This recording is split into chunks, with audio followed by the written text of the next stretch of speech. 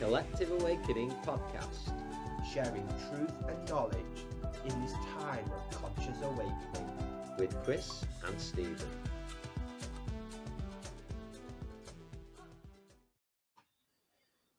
Hello friends, and welcome to the Collective Awakening. We're live tonight, or wherever you're listening to us, we welcome you into this space. Chris and Stephen at the Purple Mountain. Absolute pleasure to welcome back once again our friend Max Reeder in the US, and a great pleasure always to speak to Max. He's an energy healer and self-mastery coach. And as always in this work, he's always moving forward. So, Max, an absolute pleasure to speak with you again. Thanks for connecting with us. Always a pleasure to connect, guys. What's going on today? Yeah, it's as I said before, it's a busy time to be alive at the minute. Interesting time on the Earth plane. So, just before we get started, just sort of what's been happening with you since we last spoke? I'm just leveling up, just getting more comfortable teaching people how to do what I'm doing. Kind of more like I'm still helping people heal from whatever's going on with them, but I'm more shifting towards helping healers heal better and helping healers and health professionals break through where they're getting stuck so they can better help their clients. It's really funny how it doesn't matter what background someone has. Everyone can learn something new and level up their capabilities, level up their connection with themselves and their people that they're helping. Yeah, I think you make a really excellent point there, Max, as well, because myself and Stephen in this work, that importance of continuing doing the inner work, especially if you're facilitating or opening space, is not only very responsible but so important. I don't feel you ever get to that stage where you're like, well, that's it. Well, I don't know. I talked to some people. I talked to some people who sound like they have everything figured out. So I don't know. Yeah, maybe, as we said before, never say never. Yeah, never say never. But no, I mean, when people will reach out for healing and then they'll be like, oh, actually, I'm already healed. I don't need to be talking to you. Never mind. Oh yeah, that kind of thing. Even though I'm working with people that are 20, 30 years in the field and they still have stuff to learn, but yeah, I know exactly what you're talking about, and that's why I do feel certainly the people that are working with you or working with anybody that are healers or clairvoyants, mediums of any kind, or in this work, it's so important to keep doing that work on yourself and reach out to other people who you're comfortable to facilitate for you as well, to hold space for you. Yeah, absolutely.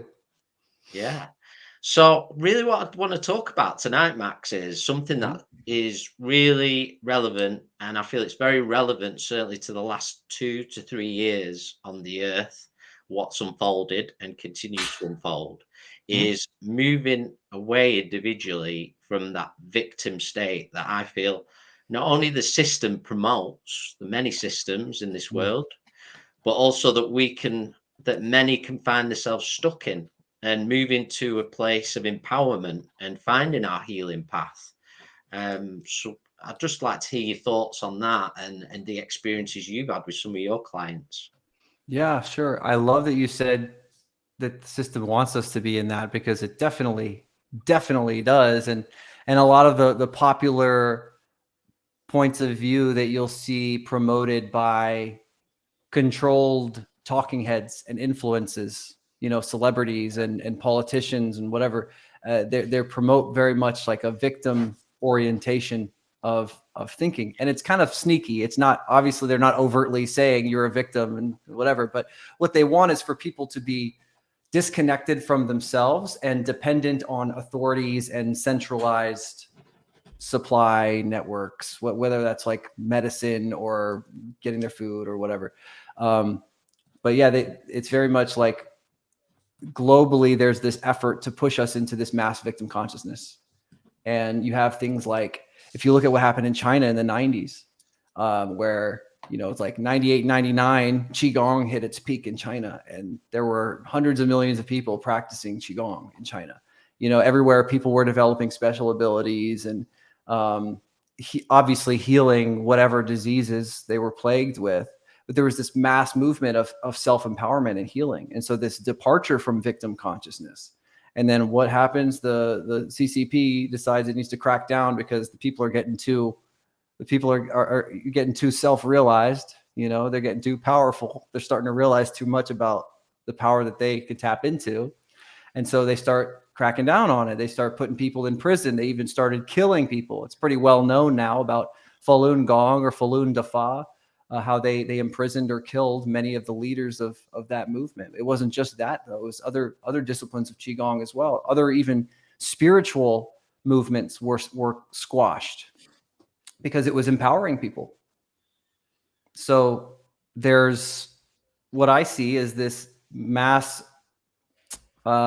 push by the controllers of the world to program us to be victims, and then also this mass push back by the people of the world realizing like, oh, no, wait, we don't have to be victims. We can actually trust intuition and trust things that our bodies are telling us. Why is it that the home remedies of 100 years ago are so effective? And today you can go to the doctor multiple times without even starting to make a dent in your illness.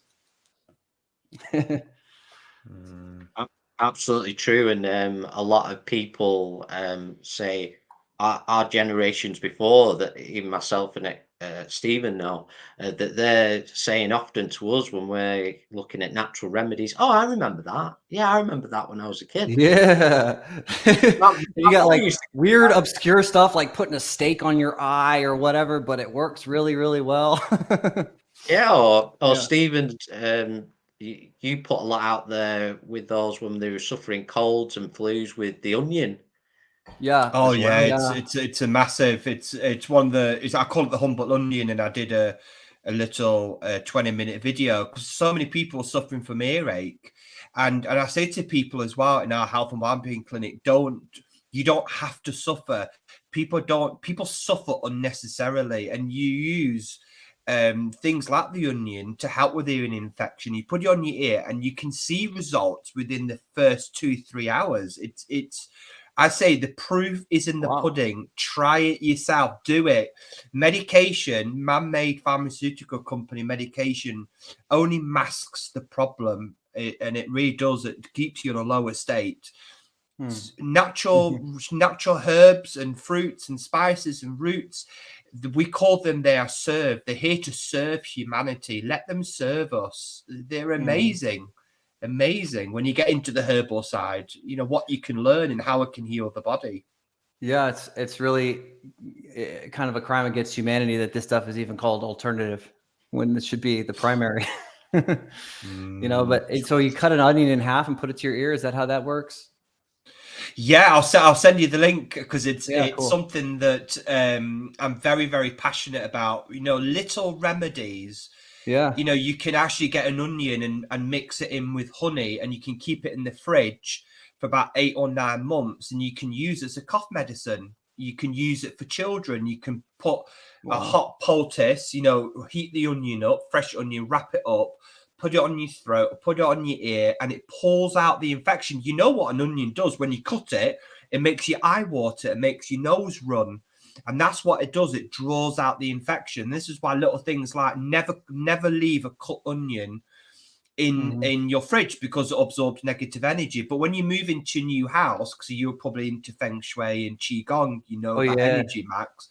You want to check out how good an energy is in your room. Cut an onion in half, or leave a lemon at the side of in your room to see where the strongest energy centers are in your room. And if it goes moldy, if the lemon or the onion goes moldy, it means it's bad energy. And if it dries up, it's okay. So there's a lot of techniques you can use. Wow, that's pretty cool. Yeah, the onions are super popular for a lot of reasons right now too. Like guys are using them to increase their testosterone, eating more onions. I know that it's being used a lot. Like people are putting it around their beds to purify the room. I mean, I think that onions can even neutralize radioactive particle emissions.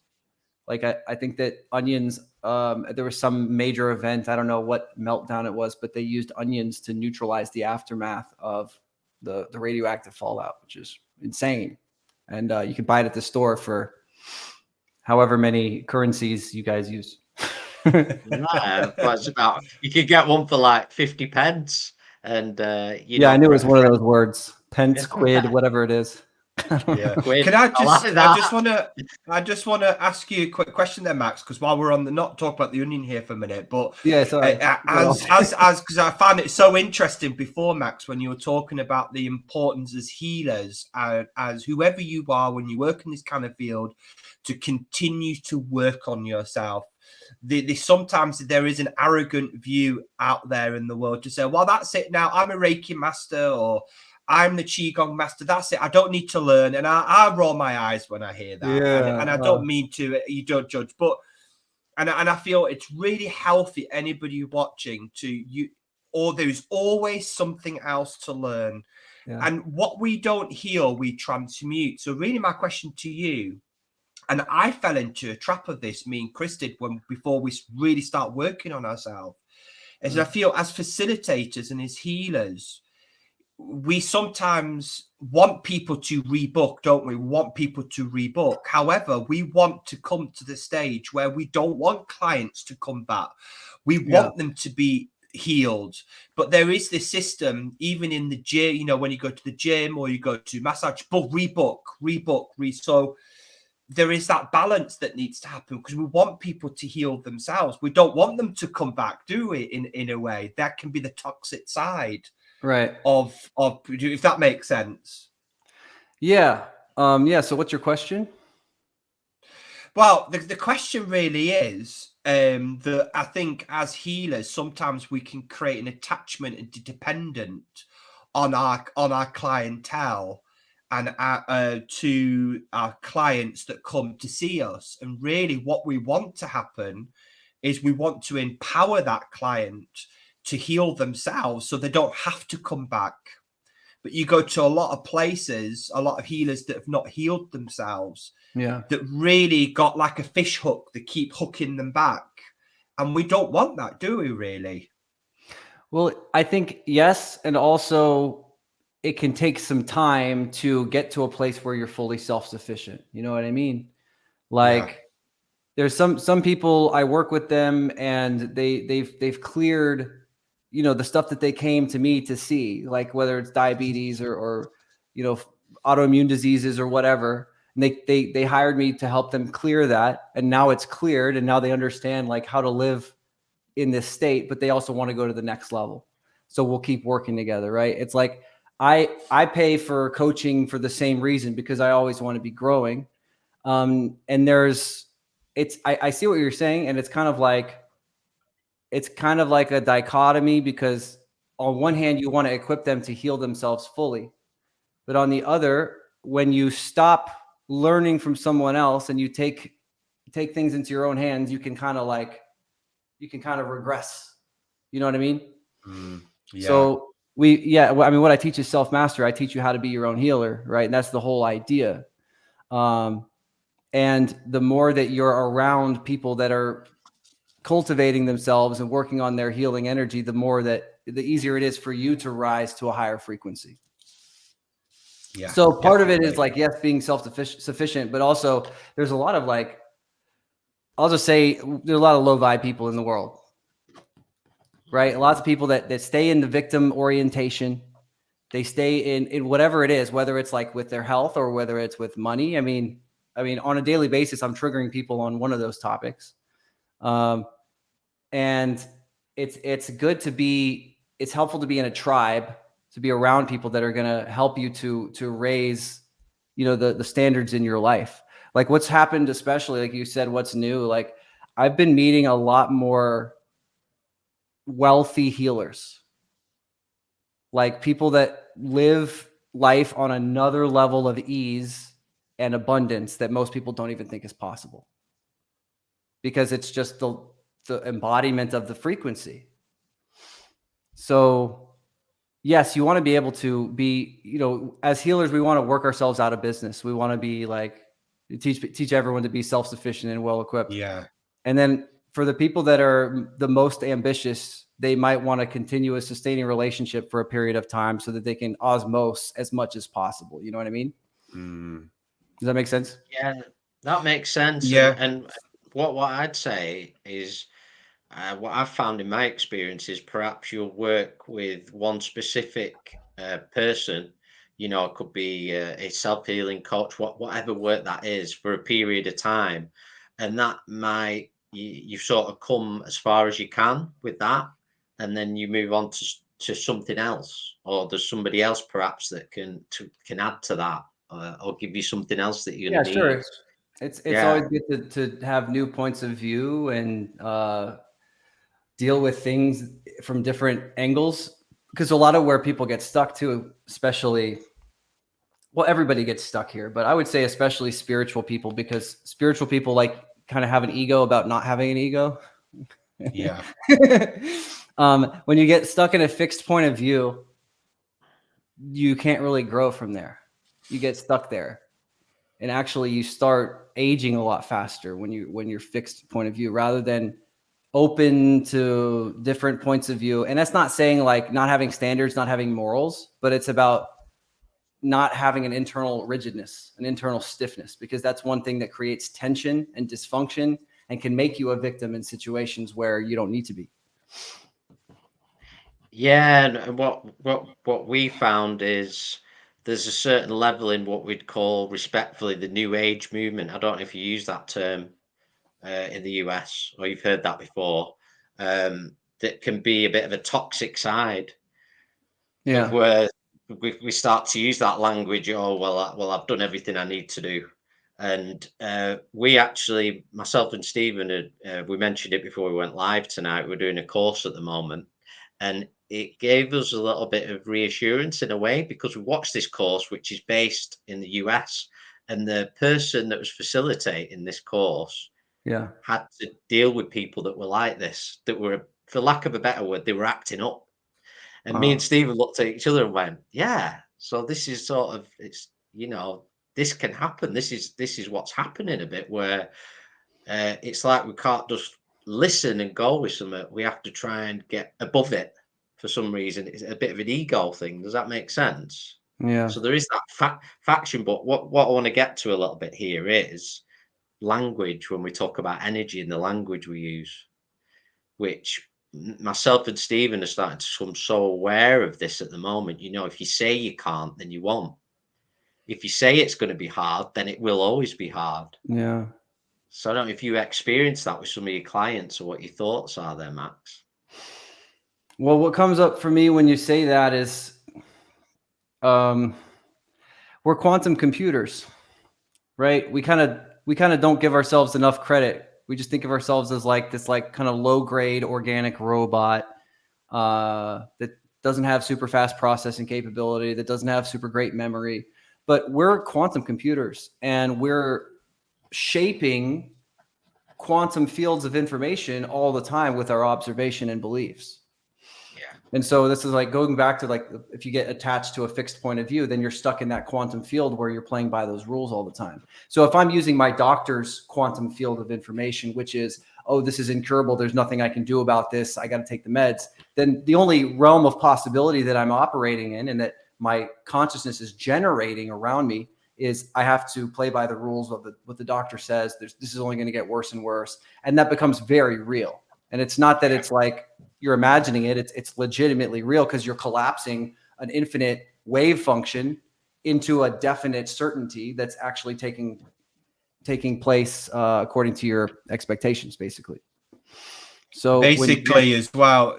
Sorry, Max. I think you made an excellent. You made an excellent point there, because again, it's the matrix, the system that is in place. Which you talk about doctors; they are part of the matrix system that keeps us interlocked, keep us in the mind, to really say, like you said, we're these low frequency beings, and actually we're not. We're powerful beings of love and light. And actually, when we are in our power, the body can heal itself.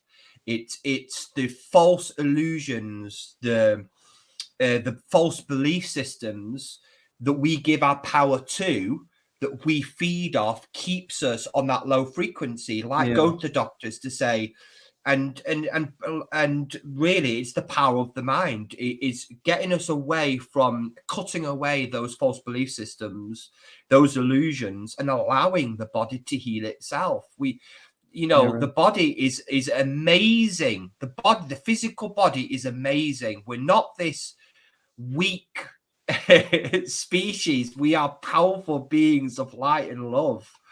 And it can heal itself without the interference, giving our power away. And again, it's very difficult to try to empower other people to think and feel that same way. Very difficult, or can be very difficult. You know what it feels like? It feels like we're born into these bodies. We're born into basically a video game where the highest levels of potential and ability are all unlockable, but we're not told that. We have to kind of just slowly figure that out. To slowly figure out that like you're actually the admin of the server in a way, and you can connect with everything. I mean, I've had experiences like working with my brother. He had this like scarcity consciousness, and sorry if I've told you guys this story. This happened about last year, but like there was just like this poverty energy in his house, and I went in there and I instantly felt it. I was like, oh my gosh, the words that I kept hearing were just not enough, not enough, not enough. So there was this information imprinted in the space of not enough. I don't have enough time. I don't have enough money, whatever. And so we worked with him to clear it. And he said he felt like his arms were like going to explode, like all this energy just like rushing through his arms. And it was this crazy strong feeling. And shortly after that, his computer had been water damaged for a week and a half. Okay. So it had been completely out of commission. Like motherboard was fried because they spilled a glass of water on it. It was not turning on. We cleared the information in the space that there was never enough, never enough. And the computer turned itself on and booted up completely.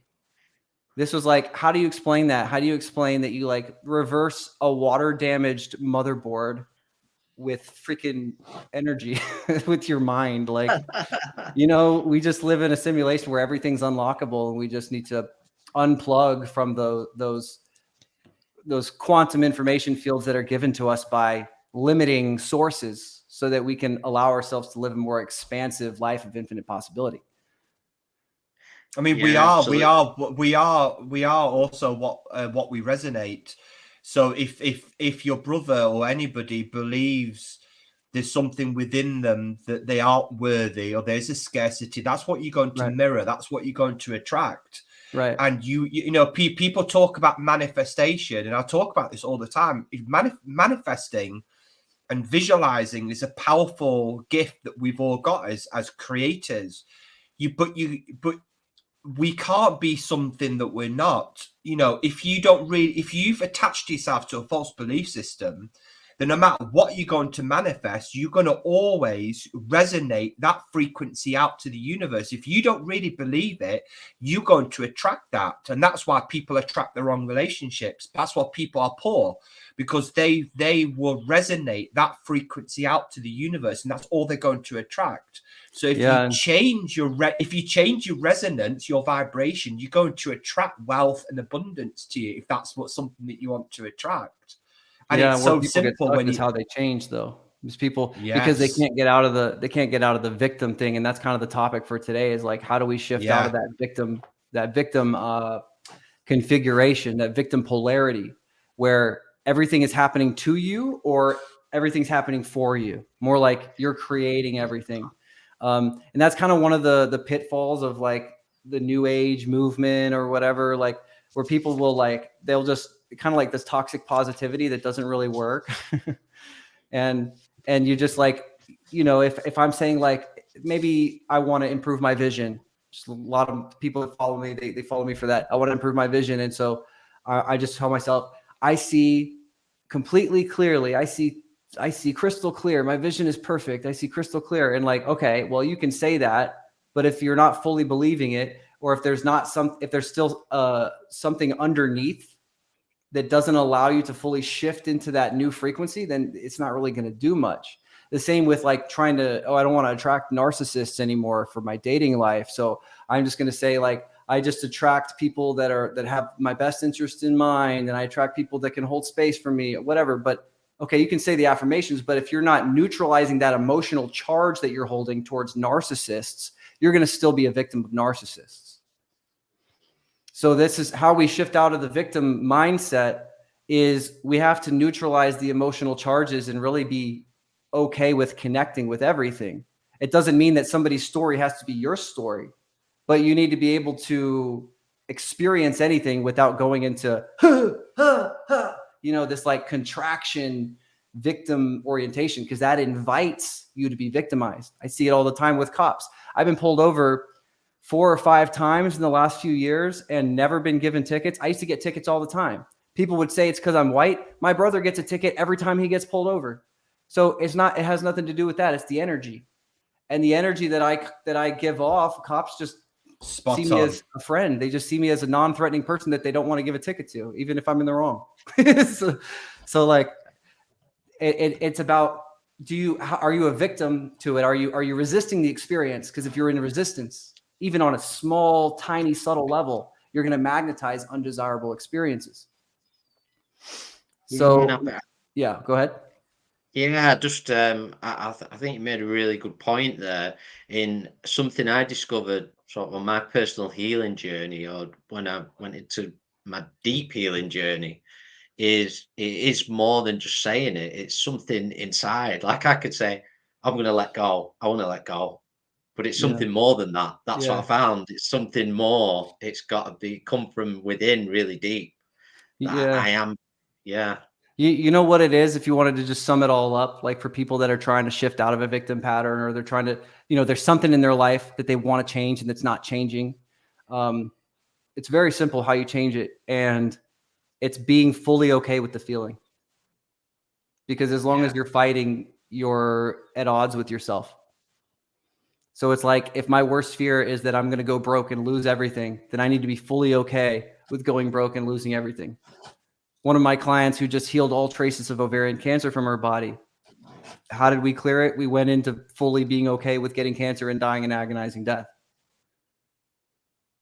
Like that's pretty big. It's kind of scary for people. People don't want to go that deep, but yeah, it's not super comfortable to fully accept the feeling.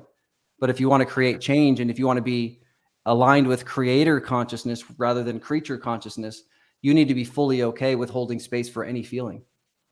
And that's how you shift from victim into hero or creator.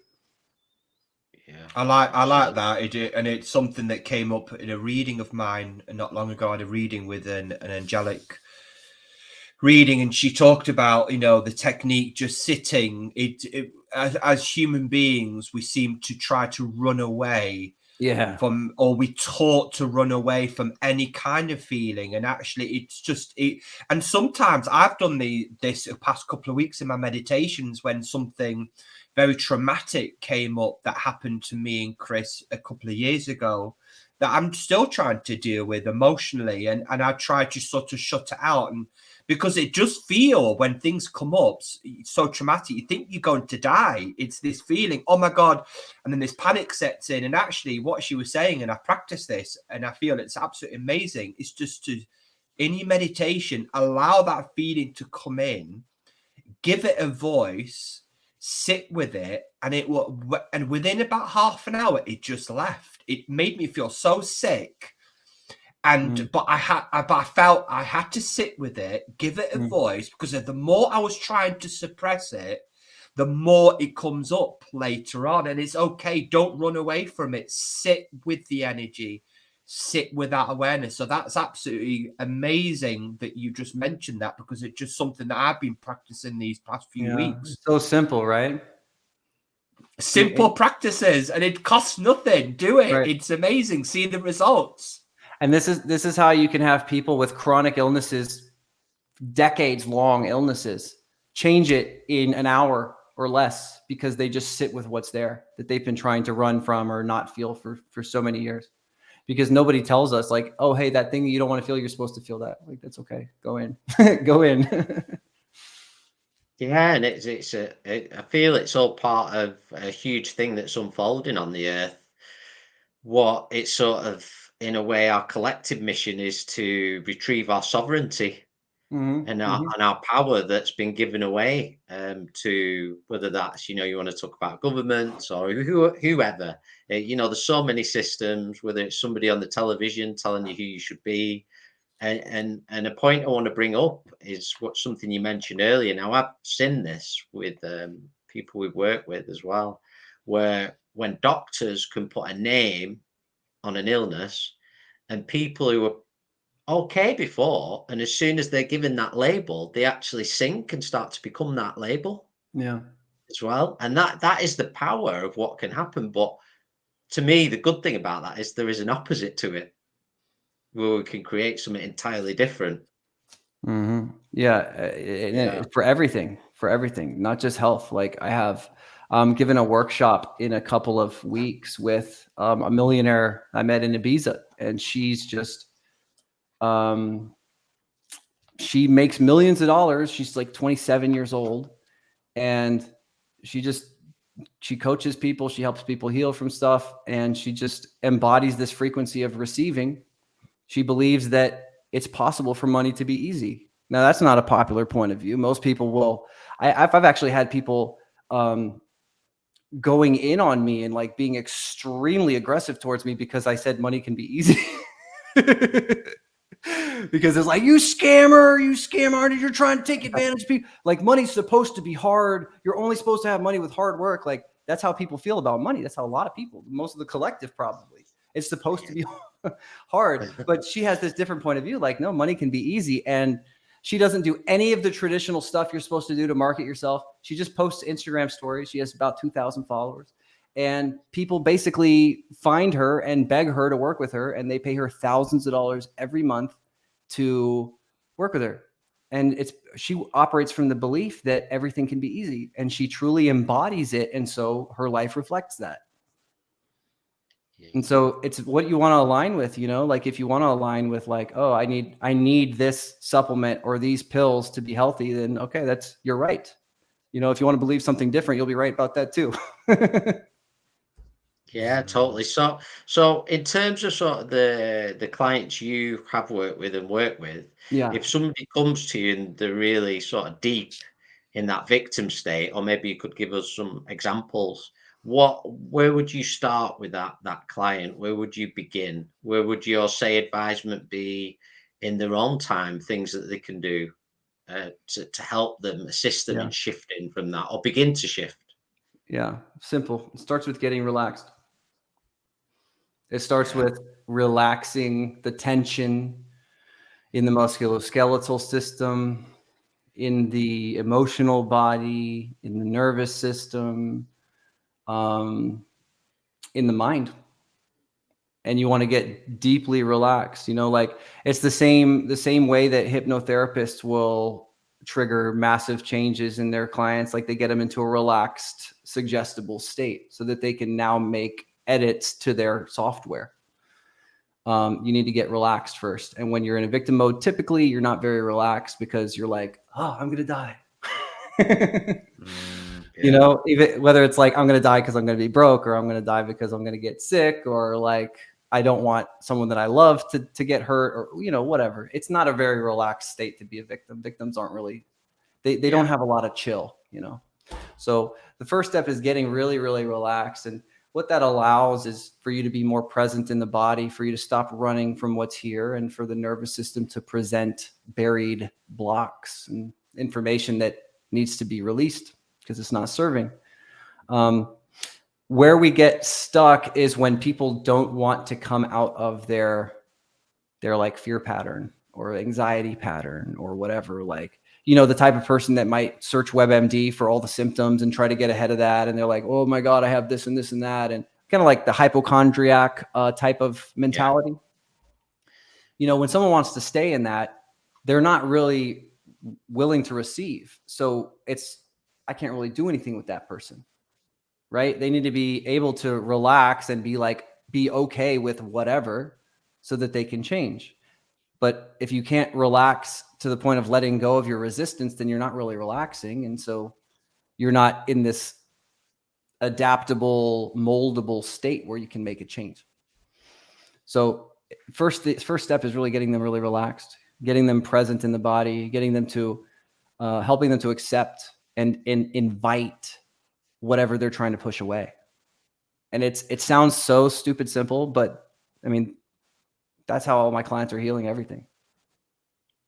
In many ways, these things are simple. This is It's why very simple, yeah. it's open to all, and it's interesting what you say about relaxing, Max, because it comes to mind that a lot of people who visit the Purple Mountain, and if they have a healing treatment or they might have crystal healing, sound healing, and they're walking out, oh, I feel so groggy. And because actually they've forgotten what real relaxation is, to be truly relaxed. It's almost accepting a state where we feel it. Oh, I am chilled. But we're holding that tension still. Yeah. So really Definitely. letting That's a good go and point. going, That's a oh, good I point. just feel Yeah, because I'm like not people holding anything. that would be listening to this might say like, oh no, I can relax. Or you might sit in a meditation for 10, 30 minutes, maybe even hours, but you're not going to get as relaxed as you would if you found that little thing your mind's holding on to that is keeping you safe.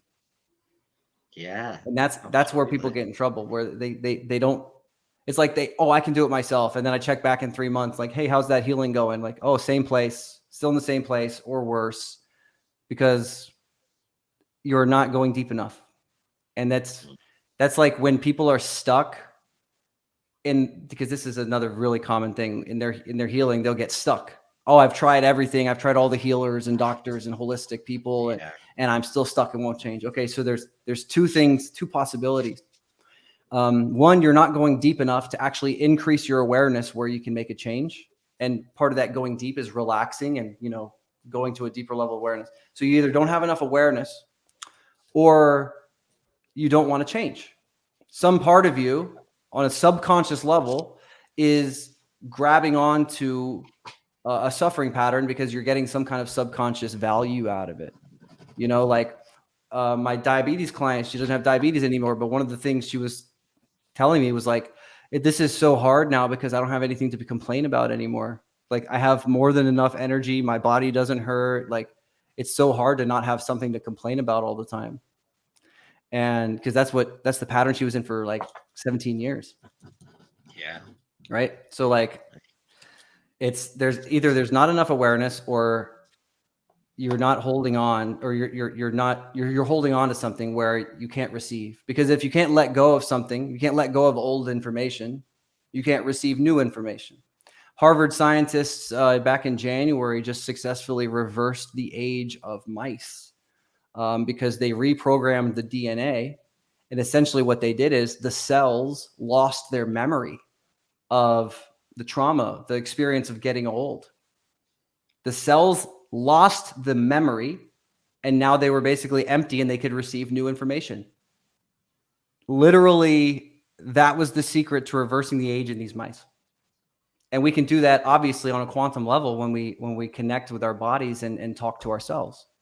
So where are you holding on to an old story that you can't let go of because bad things will happen to you, because you won't know what's up or down, because you'll be crazy, whatever. What are you holding on to that you're not letting go of so that you can receive something new? Yeah, and I think that dialogue of self-inquiry is really important and essential. And as long as there's that willingness, I always like to say it doesn't matter if it's a crawl, a walk, or a run. As long as you're willing, you're going to get there. Yeah, absolutely. That is the key. That is the key. As long as that willingness is there, you can change. Yeah. So, Stephen, have you got any questions?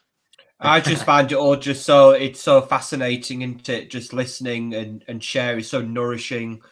Listening to that same teachings that we try to instill a lot of our clients here at the Purple Mountain. I just feel, that self-healing, empowering other people to realize that, it comes down to choice. It comes down to free will. That's what it comes down to. And it's one of the first questions I always ask clients is number one, do you want to get better? Because when it comes to a lot of people, they don't want to, and that's okay. You can't, it's not my job to judge people because we've all been there. And really, that's what it comes down to. And really try to empower people to see you have a choice. You have free will. You don't have to stay. You don't have to identify by that illness that you hold. And and you can see, I mean, I don't know, Max, do you sometimes deal with clients that are generally very too stuck? They are so stuck in their identity that they aren't ready. And I get that sometimes where I feel like I don't feel that you're ready to take that step. I think they are so enclosed in that state, that sort of victim state. That's the only way you can sort of say, isn't it? It's victim state. That they are so enclosed. Yeah, it can be sneaky though. State. Like most victims don't think they're victims. Yeah, you know, and it takes maybe somebody that's not a victim to see like, okay, you're actually a victim, and then they don't like hearing that. But like, nobody likes being called a victim. But yeah, it could be. It happens less often now. I really try not to take somebody on if I don't feel like they're ready to change. You know, and so like when I'm on the call with them, like I'll ask them things like that, like, you know, do you believe your healing is possible? Are you ready to get uncomfortable on a level that you haven't done before? You know, are you ready to be wrong? That's a and good it's not one. because I'm right. Okay. All I do is present points of view. And if it's triggering, then okay, we need to clear it. And if it's not, then we'll move on and go to the next thing. But you kind of have to be, if you don't like where you are in life, you kind of have to be willing to be wrong so that you can receive new information, you know? People do that often, unfortunately, Max. People romanticize the healing journey. And, you know, going back to the point that you made earlier on about sitting, it's okay to sit with things that does make you uncomfortable. And, you know, we you know, us as healers, we were talking from a place of experience because we have been there. We've experienced that uncomfortableness. It's people would look at us and say, oh, look, you know, you're sitting on this wonderful platform. While we've experienced that ourselves, it's not, it doesn't have to be hard. Again, you changing the language, it doesn't have to be just surrender and let go. Sit with what you're feeling. It will make you uncomfortable. Of course it will. However, it's that saying, do you want one of our greatest sayings here at the Purple Mountain is, if you don't want to heal yourself, well, then enjoy your suffering. Enjoy your suffering then. And people go, oh, you can't say that. Well, enjoy your suffering. And then they're like, oh, no, I don't want to suffer, actually. I want to be healed. Then, you know, it's putting the mirror up, not of judgment, but look at yourself in the mirror, change. If you you don't have to suffer. It's again that victim state. People think they're so used to suffering that they think that's their belief system, that suffering's the only way. And that's why when Chris said, when people come for healing, people forget how to relax, to find inner peace. You can feel like that every day if you want to. But people choose not to. They choose to go back into that cycle, that karmic wheel of passiveness, submissiveness, of victimness, and people don't have to. And another way of kind of looking at the victim orientation is it's going into separation. If you think about like love versus fear, okay, love was like unity and connection. You know, it doesn't matter who or what it is. It's like if the love of God is shining upon an organism, like there's no judgment there, right? It's just holding space and having love. And then if we go into fear, it's the opposite, really. It's like, oh, this thing is against me. This thing is a threat to me. This thing is different than me, and it's working against me. And so that's kind of another way of looking at like the hero or the aggressor or whatever you want to call it versus the victim mentality. It's going into unity consciousness on one end or going into separation. And with separation, you have friction and you have all of these hardship experiences. And, you know, it's useful to have those experiences to remind you that you can go into the unity and that you can hold love. But when people don't want to change is when they get stuck. And I say the same thing, you know, the people enjoy suffering because they continue to choose it. They don't have a full expanded awareness maybe of how they're choosing it, but they continue to choose it. You know, no one is in this place where they don't have free will. Everyone has free will. and maybe you don't know how to dig yourself out of that hole, and that's cool. So start calling in teachers and life lessons and things to help you out of that, and it'll happen for you. You'll start magnetizing these things. But if you fully decide within yourself that you're not going to choose suffering anymore, then you don't have to. And it starts with how you react, because every thought creates tension, and the more tension accumulates, the more you're going to be in suffering. Do you not think as well, Max, you're talking about love, which we've not really mentioned really, and it might actually be the core of everything really, is when we talk about reconnection and connection to self, higher self, whereas the healers, we try to empower people. We talk about self-mastery, self-healing, empowering people to look at self. That really, if people sort of loved self more, when we talk about unity, the shade and the light, the whole self, the good, the bad, and the ugly, that I feel maybe loving self, more self-love, is maybe the key or part of the issue. Because if you loved yourself, you wouldn't hurt yourself, you wouldn't suffer, would you, if you love self? So maybe the love side is maybe the key to maybe helping, guiding, empowering people to maybe look after themselves a little bit better. And somewhere we talk about connection, maybe there has been a disconnection somewhere from childhood, maybe a bad relationship with mother or father, often comes to childhood, where that lack of self-love comes, then spirals into later on in life, where self-sabotage, hurting yourself, and then that disease, that emotion is then manifested in the body. And really, I'm waffling here. I'm waffling. No, yeah, I think you're onto something, and that makes you kind of like you don't have a foundation, and you can be really afflicted by life situations easily. For example, like somebody decides to be an asshole to you in the street, and because you don't have this strong foundation of self-love, you take it personally, and you take their pain rather than recognizing they're coming from a place of lack and pain in themselves. And it's easy to get involved in the drama, back and forth between having a kerfuffle between you and someone. Whereas if you have that strong foundation of self-love, and you have this confidence, you have this natural synchronization that happens in your body. Like I was just thinking the other day or today, I've just went and bought a sandwich, and I'm, whenever I go into places, I'm dancing, and I try to make people laugh, and I'm happy, and it's just a byproduct of existing at this point, and it used to not be that way when I was when I didn't love myself, when I was afraid of the world, and I was like, what are they going to think of me and all this stuff. And now it's really, if you have a decent amount of self-love, you're literally a light wherever you go. You make people feel better, or you trigger people that like pain, but you'll generally have an expansive effect on people.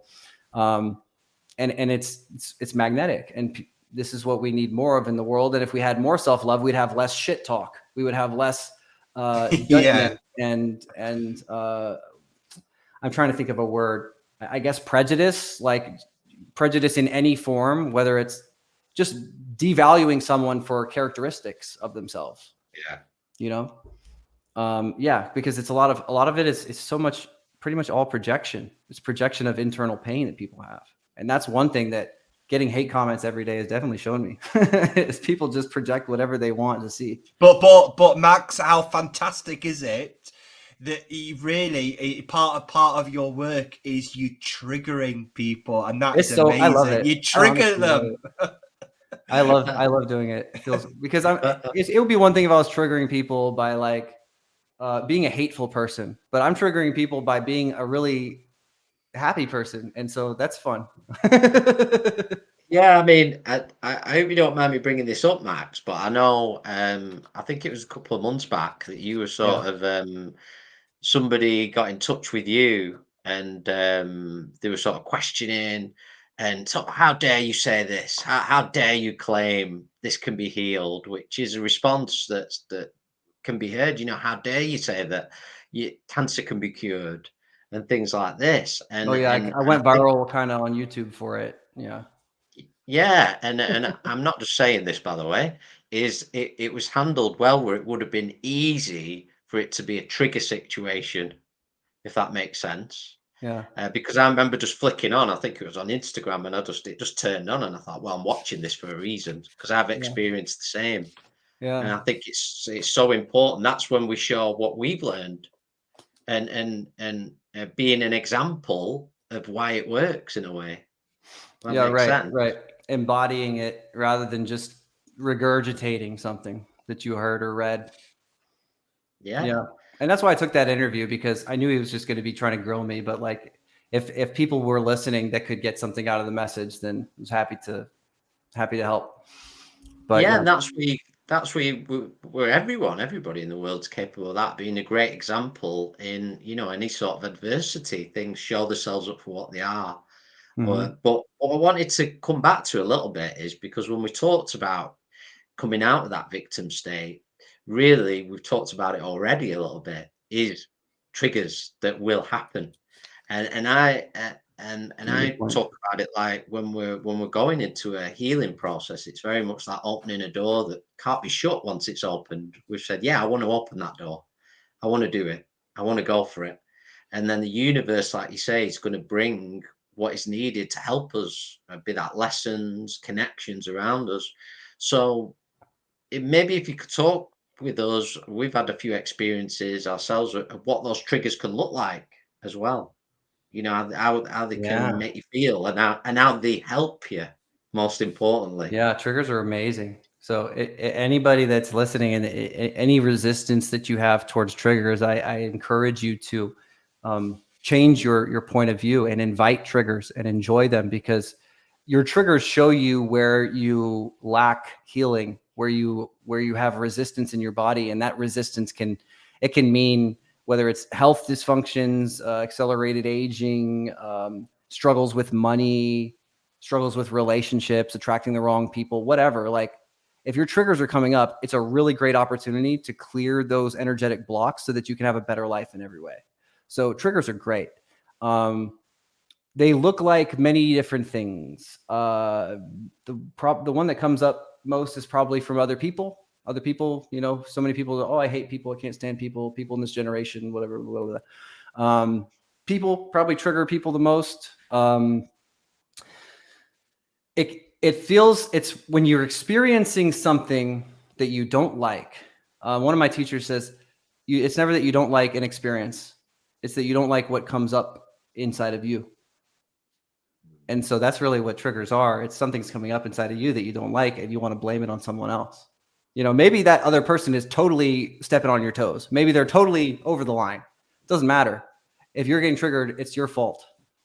So we want to be able to clear these reaction mechanisms. And what's basically happening is you have this protection wall that's coming up inside of you to maintain equilibrium and how things need to be. We've decided that everything needs to be this way, and if not, then everything's going to unravel, and our life will be a shit pile or whatever. And so we have triggers to protect us, kind of. We're trying to protect ourselves, right? But like, if somebody is, maybe people don't like being used, and we're going to do a clearing in a few minutes to resolve these little triggers. Because where we won't let go of the things that trigger us is where we have this mental grip, where we're holding on to tension patterns and we can't change it. And so it doesn't matter how many energy healing sessions or therapies or combo treatments or whatever that you do, you don't let go of that mental grip, you're not going to change. Spot on. Right? So that's what, I've even talked to people that do multiple ayahuasca trips, like massive ayahuasca experiences, and they don't change because they can't let go of something that won't allow them to relax. That's very relevant. Yeah. So that's why we should be really grateful for our triggers, because it's showing you where you're holding on to tension. So it comes a lot from people. It might come from world affairs. It's when your expectations aren't met, you can get triggered.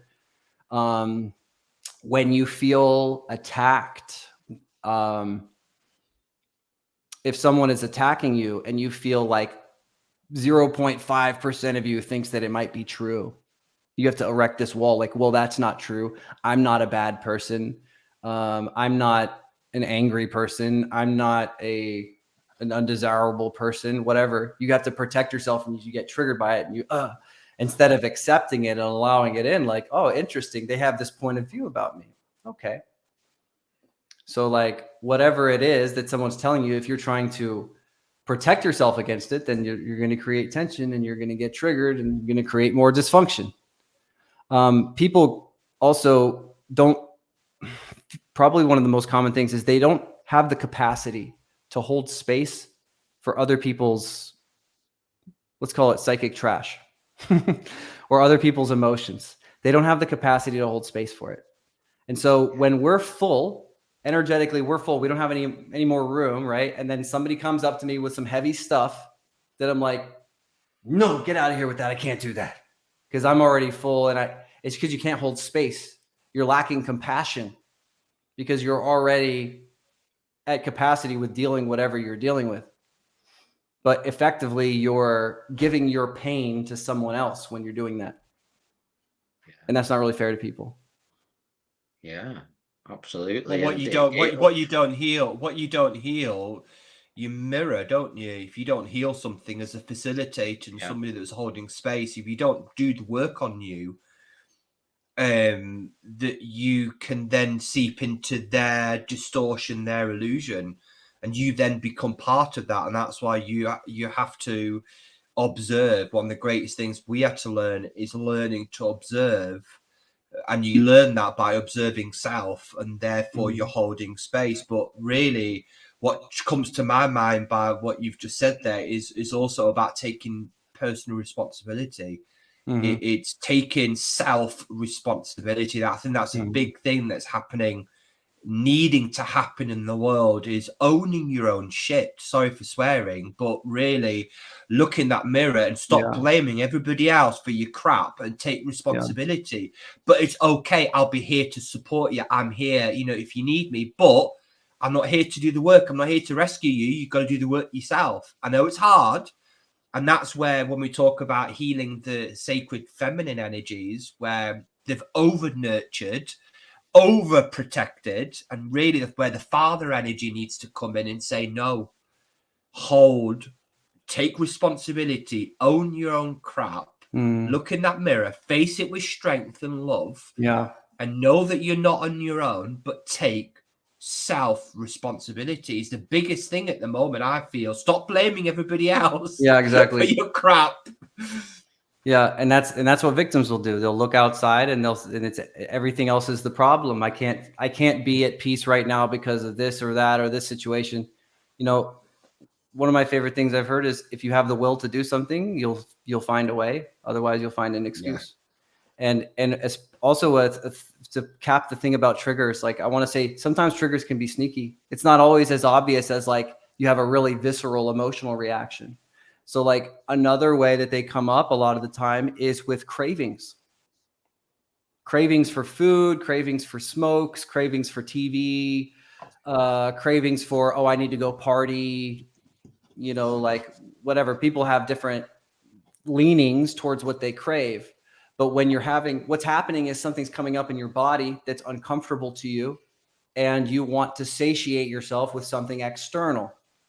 Where what I would say is if you really feel strongly attached to indulging your cravings so that you can like let the ego rest, like, okay, allow yourself to schedule it in your mind so you can do it later.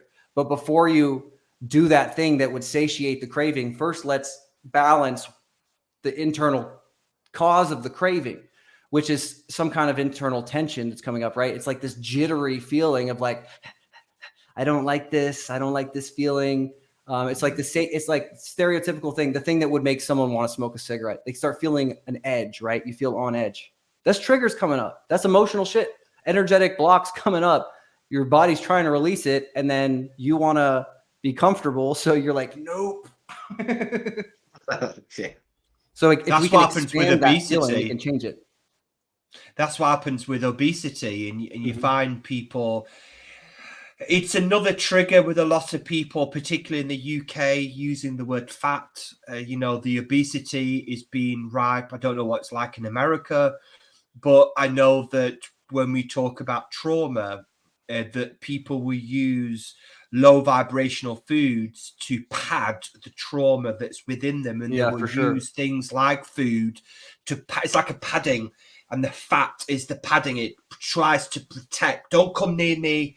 I'm padding. I'm eating all this ice cream and chocolate and sugar and wine, all this. I'm padding that trauma. And actually, like you said, Max, if you're willing to sit with that emotion and process it and connect, you wouldn't be then drawn to things like smoking and drugs and drink, alcohol, that really only masks and pads the trauma that really has been triggered.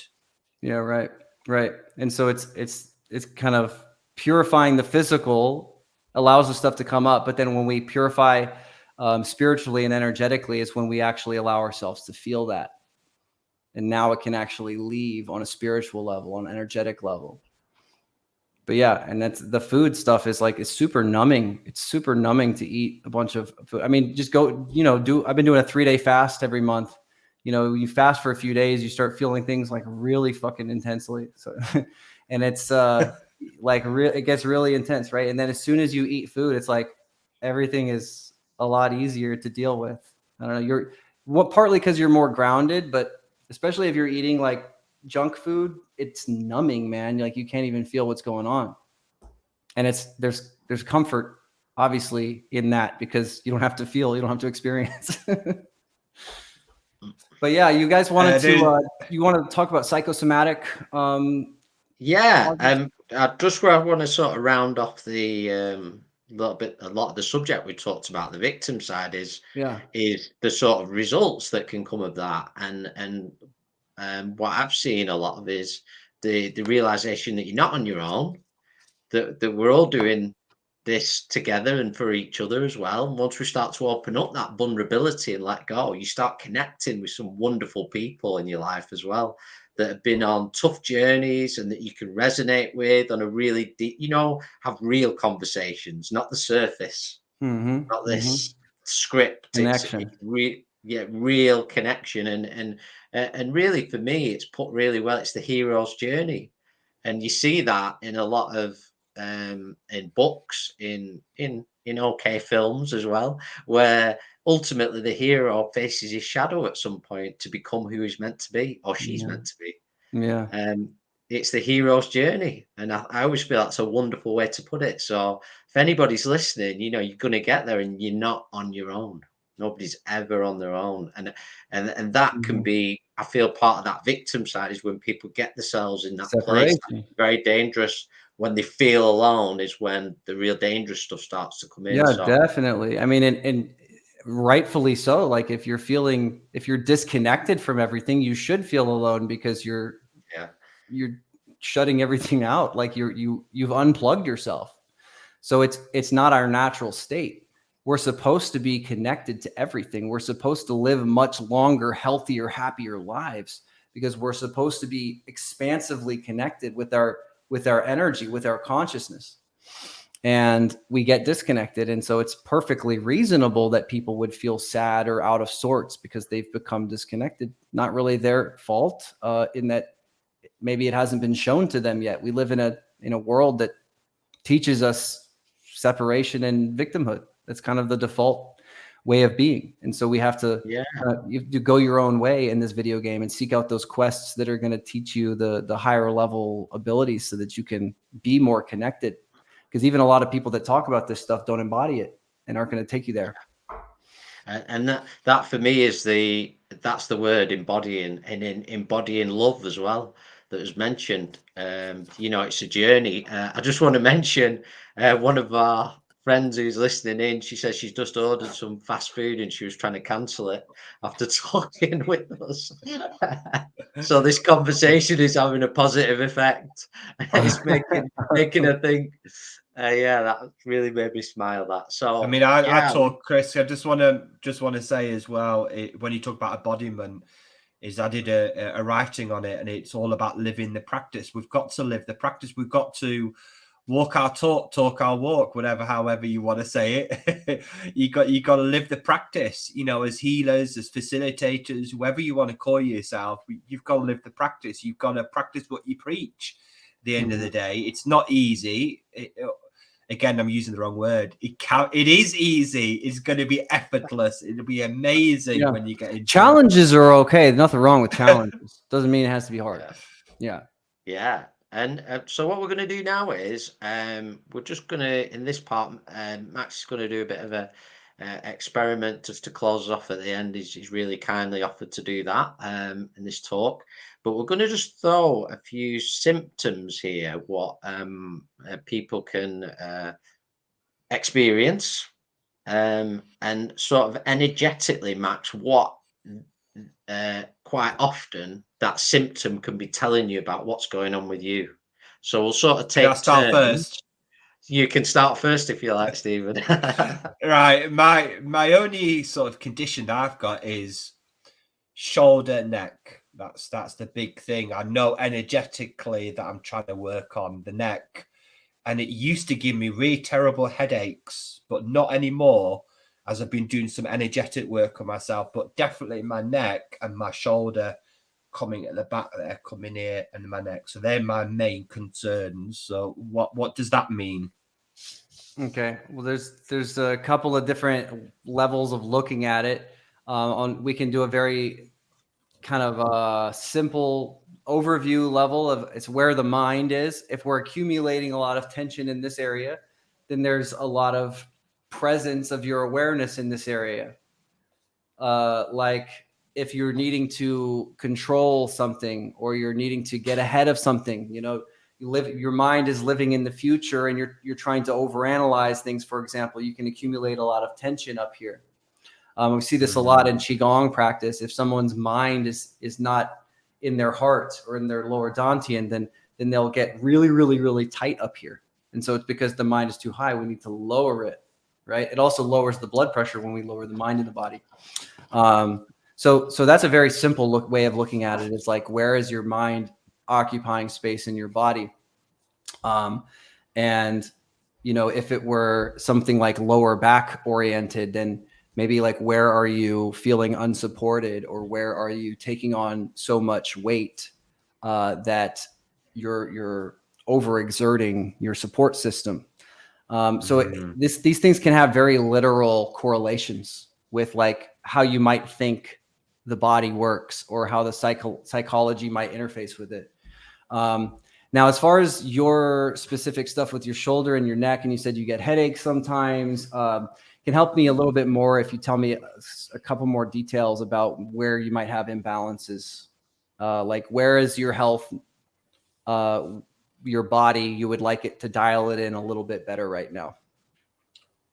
What symptoms wise? If any physical symptoms wise, like sleep issues, skin issues. Oh no, skin issues. I suffer a bit of psoriasis, and also I've been on and off palpitations. These extra heartbeat palpitations. So they're the other two things that I get. Got it. Okay, so what I would probably look at for your shoulder and neck. So there's two elements in Chinese medicine that are generally correlated with the tension being up here. And there's wood and metal. So wood element is, I'm dominant wood energy. Most of my health problems have been wood energy, tinnitus, sciatica, acne, was getting spasms for a while. It was just like wood energy is too much stress and tension in the body. It's because we're maybe fixated on an outcome. Wood can be very outcome based, very hyper masculine, type A personality. You need to have things work out a certain way. It's hard for you to do anything without expectations of how it's going to work out. So that's me. Okay. So that's wood, and it's also like pretty common that you, in addition to having tension up here, you would also have like lower back stuff acting up, just because you tend to see that a lot in wood. It's kind of like you think about a tree, and the tree needs to have strong roots, And if there's something that's wrong with the health of the tree, then the entire structural integrity of the tree is going to suffer. So it has to do with frustration, anger, stress. And to balance that, we want to get out of really the mental attachment to having an outcome oriented lifestyle. And it's like, you can have, not to say that you shouldn't have good goals for yourself that you're working towards. But if you're beating yourself up because you're falling short of what you would like, or you're putting all this pressure on yourself to meet a goal, and another thing would be like living in the future all the time. Like your mind is living in the future all the time. When people are thinking about the future a lot, you can actually look and they'll lean forward. They're like this. They're like trying to get ahead of things, trying to brace themselves for something that's happening. And so the mind's going into the future, and literally the body comes this way. So you want to be happy, and like let yourself be happy. That's one of the ways that we can start balancing the wood energy. Another way is physical exercise, heavy physical exercise, like something that really like weightlifting, or something that's just going to like leave you sweating and breathing heavy. Like really heavy exercise is really helpful for moving that energy in the body. That's wood energy. Fire, for your heart palpitations, that's most likely affected by your wood, because wood generates fire. Fire, when you see imbalances with fire, people can get really flushed in the skin.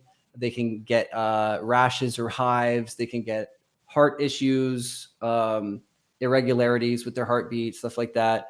They could even have like all the way to tachycardia, or something where their heart's really acting up, and it's a really scary problem. Commonly also seen as insomnia, sleep issues. You can either sweat way too much or never sweat if you have a fire imbalance. Yeah, I sweat too much, but I've sorted my sleep issues out because meditation. I meditate every single night for an hour, and that helps sort of my, about 3-4 years ago, that sorted my insomnia out. That meditation every night. Cool. Okay. Good. Glad to hear, man. So yeah, probably it sounds like this stuff's originating in the wood. So the wood would be what you want to work on balancing the most. And really, like some of the most simple things, like where you just, wood's all about succeeding in like business, right? Like some of the most successful competitive countries in the world, you could classify as wood type energy. So it's like, where are you attached to this maybe competition with yourself, or you can't act from the heart. You can't, just be present for the experience without expectations, without a deadline, without whatever, and just be here for the experience, for the connection. Because that also disconnects you when you have an expectation. Like I saw this when I started doing healing sessions. Like if I had an expectation that the person had to get a good result, I wouldn't be in my heart and I wouldn't be well connected with them. So it's really like this, so simple, but this like, where am I attached to? Things need to work out this exact way. And breathe it out.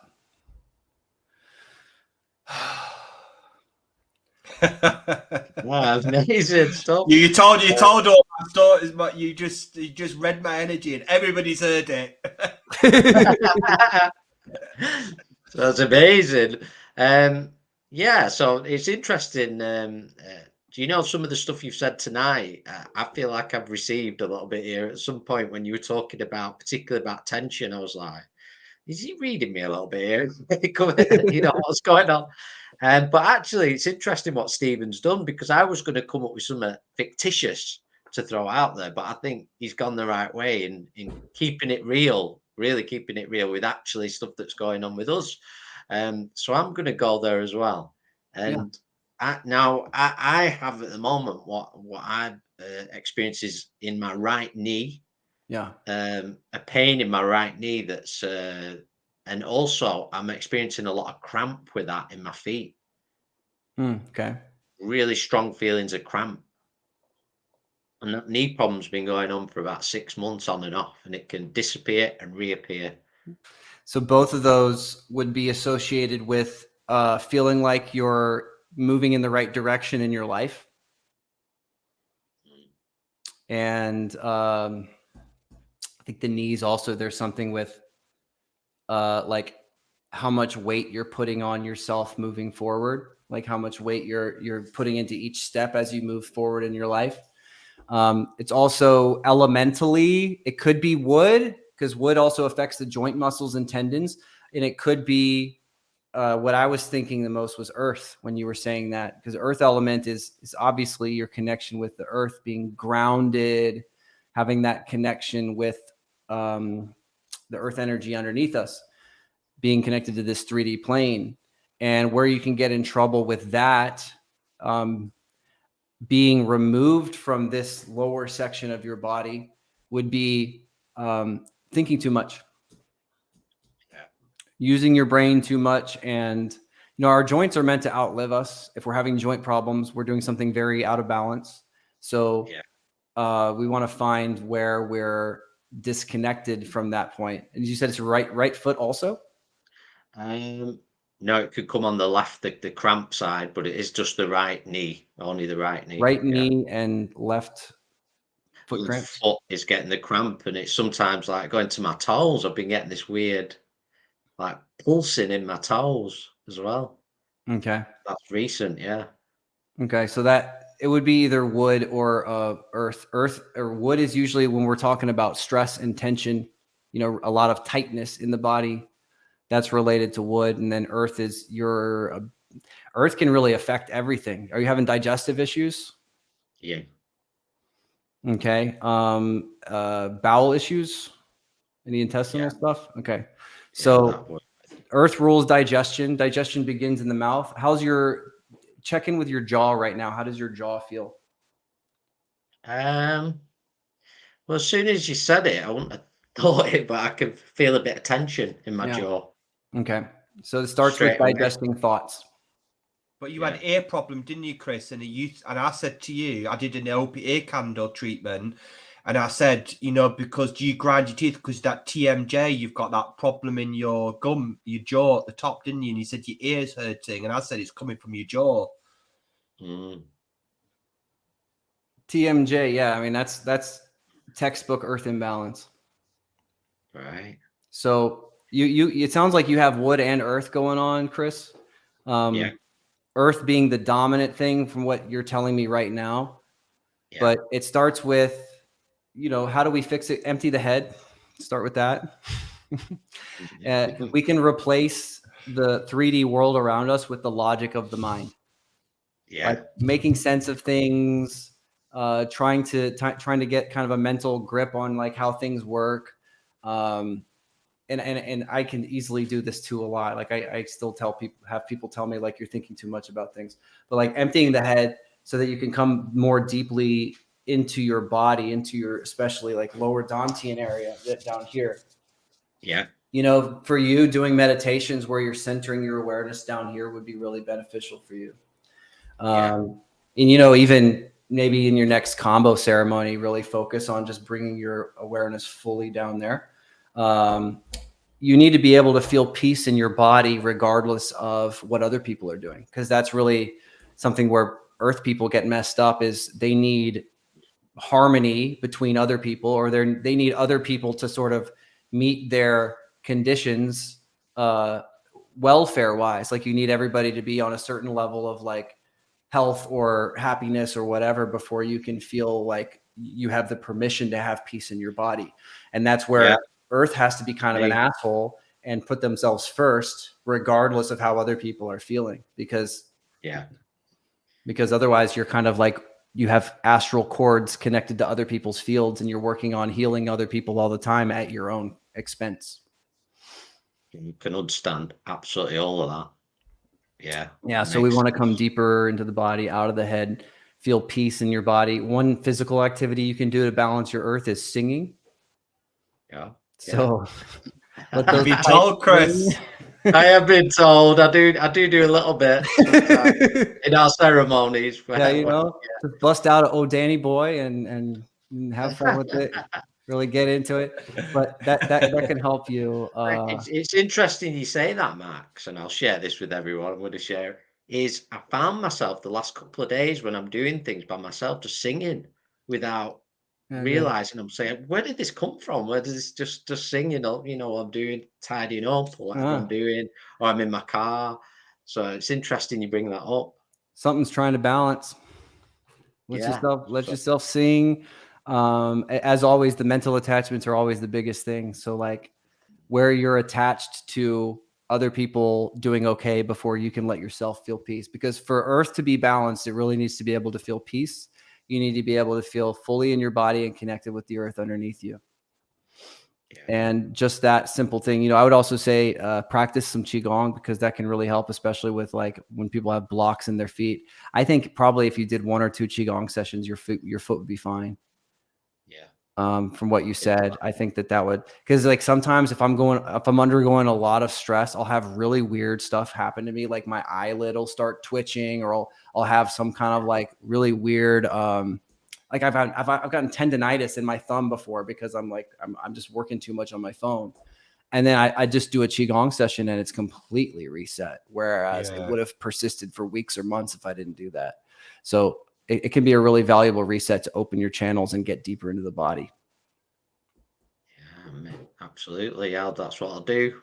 Yeah, I would get barefoot, get out in the grass and go have fun. Yeah, I love doing that, especially when we're coming into just touching on like the springtime, summer, and I like to go on the beach and get my feet in the water and feel the earth. So just amazing. Thanks so much for sharing that with us, Max. And yeah, sure. So everything that just came up in your system, all of this, any little resistances that just came up, let yourself feel it. Let yourself feel how attached you are to other people need to be perfect and hunky-dory before you can be okay. How attached you are to thinking you understand reality, because that's the mind wanting to dominate. It's the head. And everywhere that you feel attached to this old way of being that's brought you so much stress and dysfunction, it's causing digestive problems and all this shit. Everywhere you don't want to process experiences that have happened recently, breathe it out.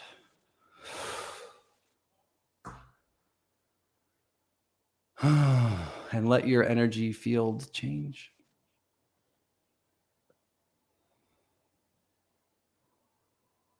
It's very simple. You can make changes very quickly. You just need to relax, become aware, and let it go.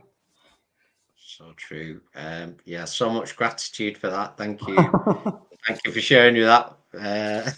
I feel really warm now. I'm overheating. Whoa. Very warm. Okay, so for this last part, I just want to say, Max, once again, thanks for sharing your time with us. I know you're very, very busy doing lots of stuff and traveling, so it's always appreciated you coming here and sharing this space with us.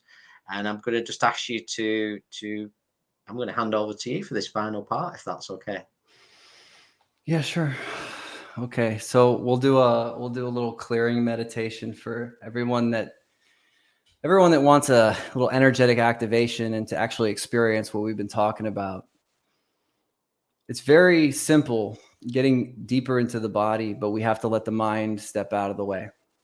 And so give yourself 5 minutes. We'll make it pretty quick, but just give yourself the permission to get fully present, let go of whatever you have to do. If you're driving, pull over and just let yourself be in stillness for this next few minutes. Let go of all your mental attachments that would take you away from the present. Start to quiet the mind. Just become aware and start feeling what's in your body. And there's no wrong way to do it. Just let yourself start becoming more aware. Because how we heal is we build awareness. And this awareness allows us to change.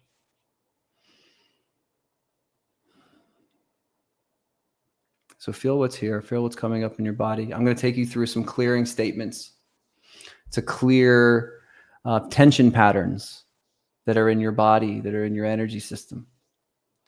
And so you'll probably have resistance to a lot of these things that I'm going to say. And that's okay.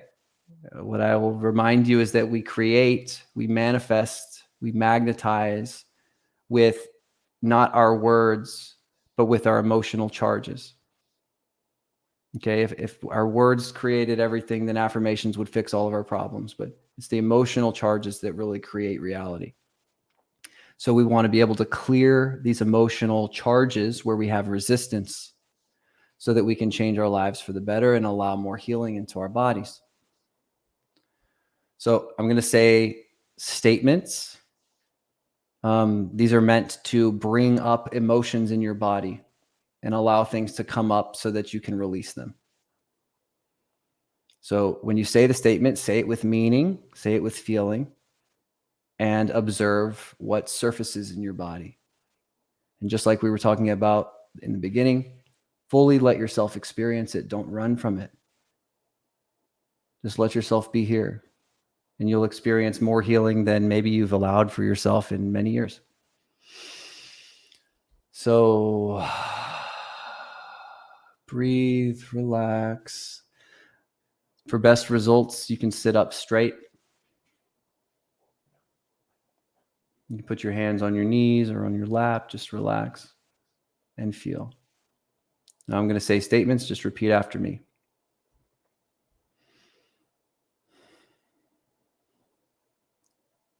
I want to be controlled.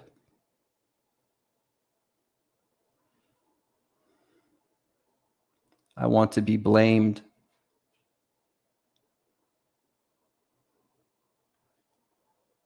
I want to be used.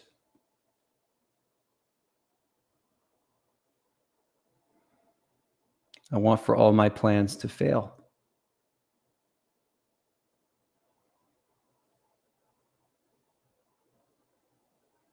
I want to be a failure. And feel everything that's coming up in your body with this, all this tension, any heaviness that's surfacing. And fully welcome it in. Let yourself be okay with it. And for some of you, just saying the statements releases a lot. If you're feeling heaviness come up in your body, that's also good. And feel it and breathe it out. Let it go.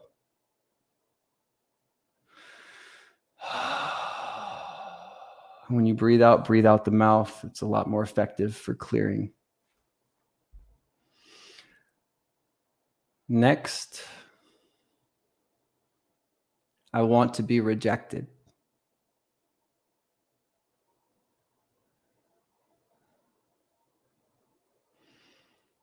I want to feel unsafe.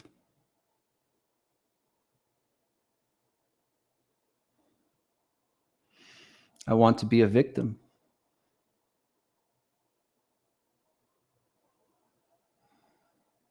I want everything to be hard.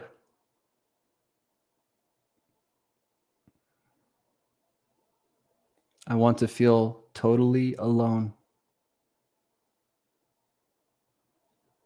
I want to be totally alone forever. It's a good one. The more tension comes up, the better it is for you. And everything that's coming up right now, let it in, let yourself sit comfortably with it. Let yourself sit comfortably with the idea of being alone forever and rejected by everyone. And one more, I want to be judged. And breathe it out.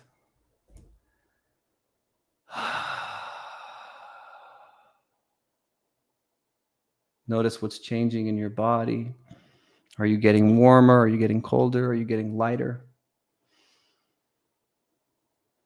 Next, I want to be abandoned. I want to lose all my money. I want to be homeless.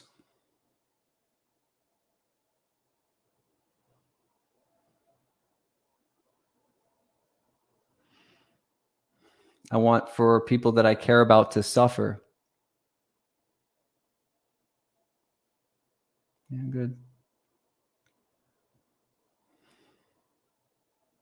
I like putting myself before everybody else.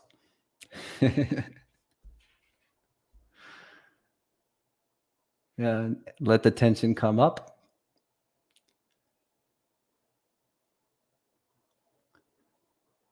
And breathe out.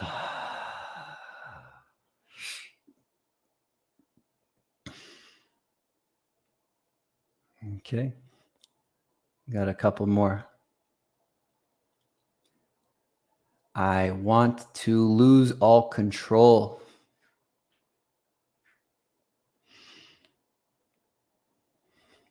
I want to have my pet peeves triggered.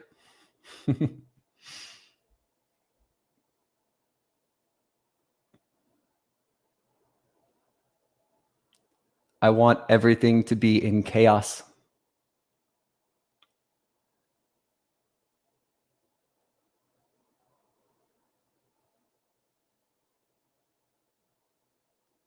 I want to lose everything I care about.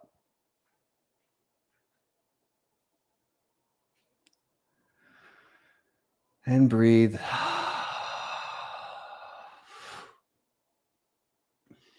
Breathe out all the tension, all the heaviness.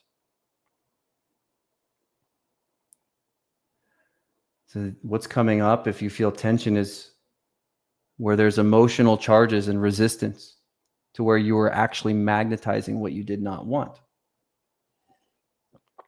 One more. I want to be overwhelmed by people. I want to be completely vulnerable. I want for others to take advantage of me.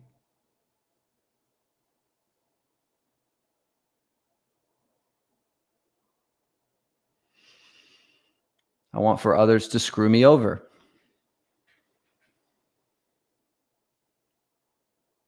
I want to be stupid and wrong.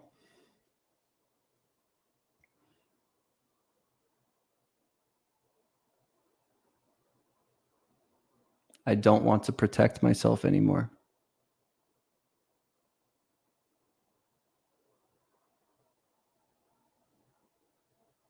And feel what's coming up. And breathe it out.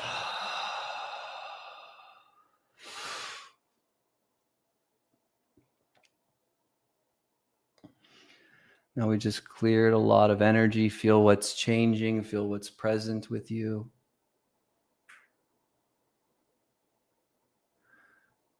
Now we're just going to put in some love.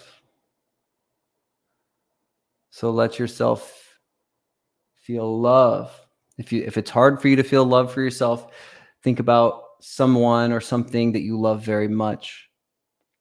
That fills you with all of that really strong love energy. And feel it in your body right now for yourself. I fully love my body. I fully love myself. I fully love my life. And let your body fill up with love. And let every cell, all of your trillions of cells, be nourished by this love field that you're cultivating in this moment.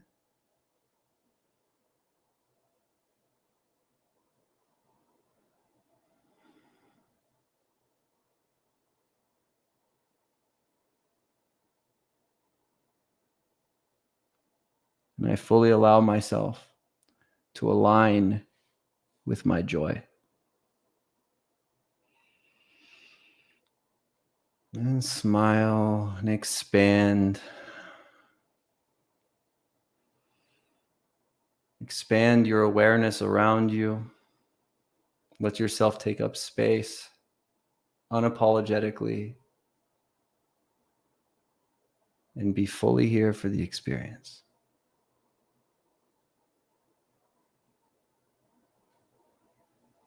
Welcome back to your body.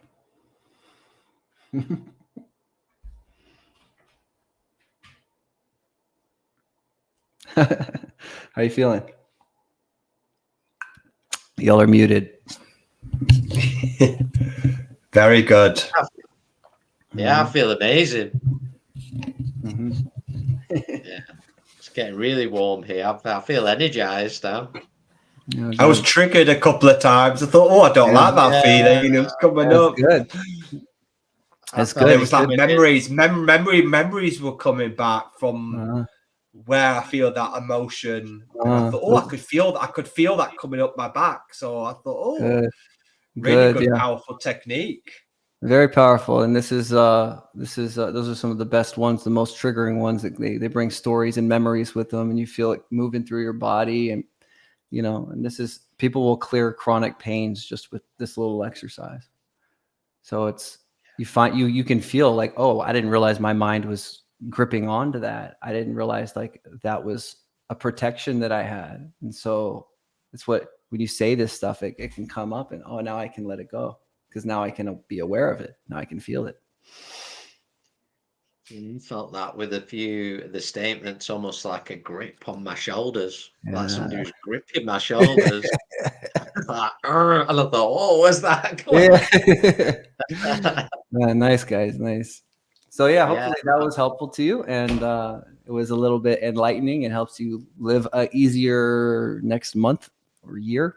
Yeah, it's really amazing tonight, and I know what we've experienced personally as well. And there's a couple of people commenting on our feed, just amazing, and that was brilliant. And so they've done it along with us, along with you there, Max, and experienced a lot. So just thank you so much for what you share with us. It's always a pleasure to speak with you every time. It's always uplifting, and when we're talking this way with our guests, our friends on it that we made over the years, it's always energizing as well. You feel like you could leap a building after. No problem. Good. Yeah, same. I feel the same way with you guys.